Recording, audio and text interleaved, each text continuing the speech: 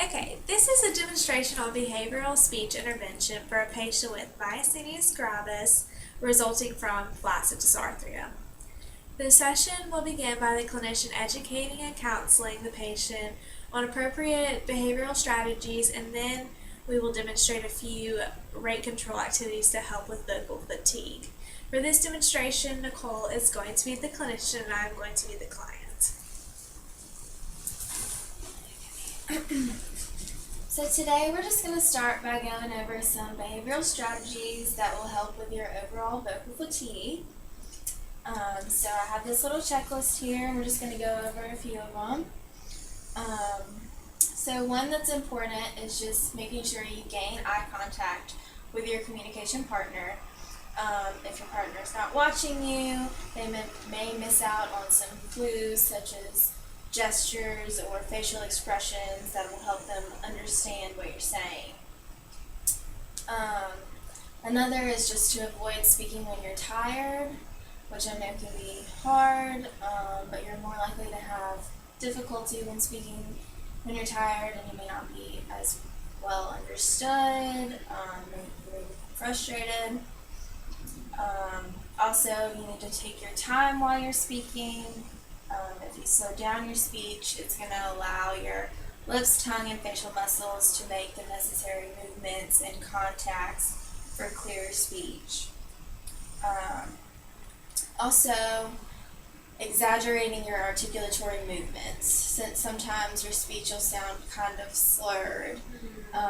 When you move your lips, tongue in an exaggerated manner, your speech will sound clearer.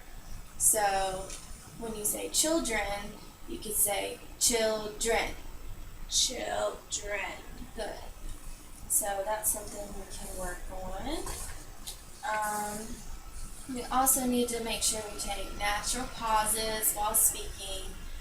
It's going to help slow down your rate of speech and allow you to take in more air for a louder volume. And also just allowing yourself time for a conversation. You don't want to try to begin a conversation if you're in a hurry. It's only just going to increase your anxiety during your speech, and you may not be able to use your strategies as efficiently.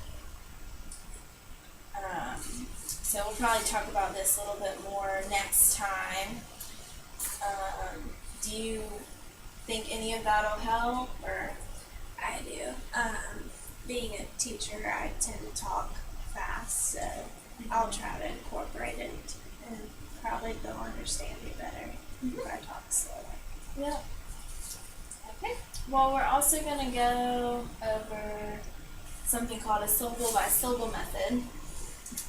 And it's going to help you with your rate of speech and vocal fatigue as well. It's just a little exercise.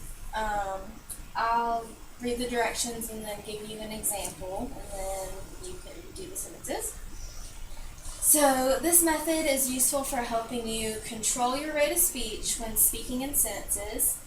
In the following sentences, each word that has more than one syllable has been divided into syllables. Say each sentence pausing for 1 second between syllables and words. The hyphen marks the pause in words, and the bullet point marks the pause between words. So I'll do the first one. Put the cap back on the toothpaste. Once in your life, own a portable.